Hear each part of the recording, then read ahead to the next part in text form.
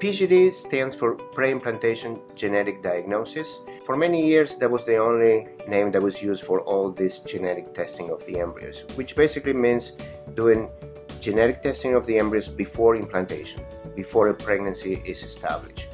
Now, as all this genetic testing expanded, it was divided into two groups of patients.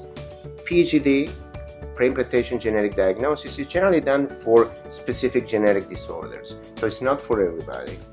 PGS stands for pre-implantation genetic screening, and that involves screening the number of chromosomes that the embryos have, and that can be applied to all the patients.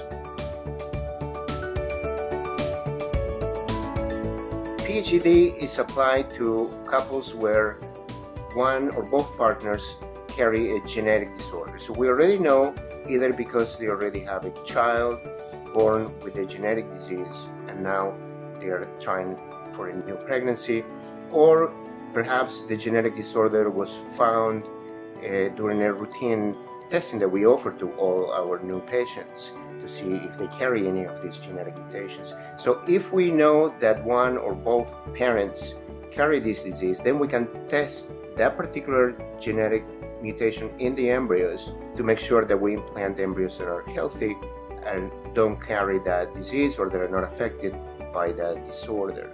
PGS is a little bit different because that means screening the embryos for what's called aneuploidy. Aneuploidy is the abnormal or incorrect number of chromosomes. Now, chromosomes is the genetic material that every cell carries in 46 chromosomes, 23 that we inherit from our mothers, 23 from dad, and when they combine, they're supposed to make 46 chromosomes.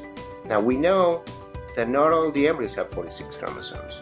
A lot of the embryos in nature and also in the IVF laboratory don't have the correct number of chromosomes. Those embryos either will never implant, will never make a baby. If they implant, they are more likely to result in a miscarriage, or worse, they can result in a baby with birth defects and abnormalities. All the embryos are supposed to have 46 chromosomes.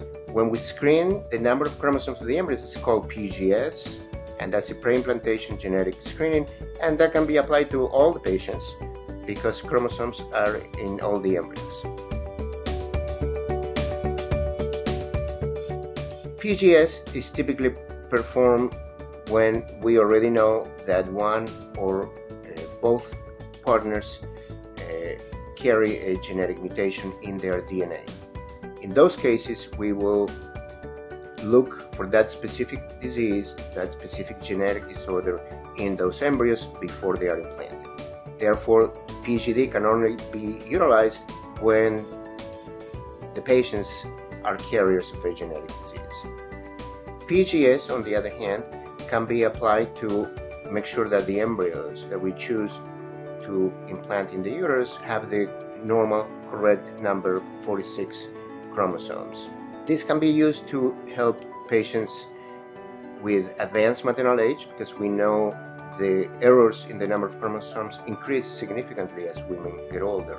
So any patient over 35 can potentially benefit from screening the embryos before they are implanted, and also it's very helpful to select one single embryo with a higher chance of making a healthy baby, therefore reducing the number of embryos that we need to implant when they have already been screened.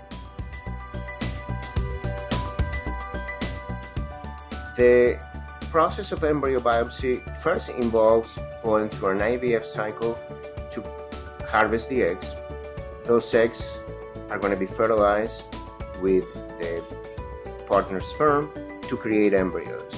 The embryos are grown in the incubator for 5 to 6 days until the embryos become what's called a blastocyst. A blastocyst is a more developed embryo that is pretty much ready to implant into the uterus. At that stage, we take a a biopsy of each embryo.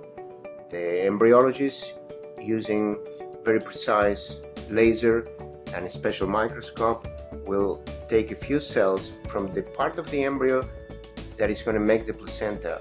And at that stage, the embryologist can already tell which part of the embryo is going to make the baby portion and which part is going to make the placenta. So studies have shown that if you take a few cells from the layer that is going to make the placenta, it's very safe. It will not cause any damage to the embryo, and those cells can be very gently removed, sent for genetic testing, and check their DNA content. The embryos need to be frozen because the test results take 7 to 10 days. So while we wait for those results, all the embryos are frozen. Once we receive the test results, we will plan which embryos are selected for subsequent transfer, and we'll plan to do that frozen embryo transfer probably the following month. The purpose of PGD is to allow patients to have a healthy baby. These are patients that we already know they carry a genetic disease. They are at risk for having a child affected by that disease. So by using PGD, we can certainly increase significantly the chance that they will have a healthy baby without having to worry after the pregnancy is established if the baby is healthy or not. PGS, the screening of the chromosomes of the embryos before they are implanted, could be very helpful in selecting, number one, the embryo with the greatest potential to make a healthy baby. We know that embryos that have the wrong number of chromosomes will probably not implant, so the patient will have a lower chance of getting pregnant. If they do implant, the risk of miscarriage will be increased. So PGS is very helpful, especially for couples that have recurrent miscarriages, recurrent pregnancy loss. So that is really one of the indications where we find that PGS can be very helpful in reducing the risk of having another miscarriage.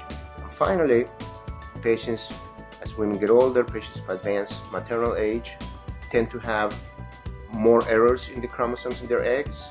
So by studying the embryos or testing the embryos before they are implanted, we can increase the chance that the embryo that we have selected will implant and result in a healthy baby. In fact, some of the newer studies recently have shown that when we use PGS, the decline in the pregnancy rate and the implantation rate that we see for years with advanced maternal age pretty much disappears, because now we are implanting chromosomally normal embryos, so the age difference goes away.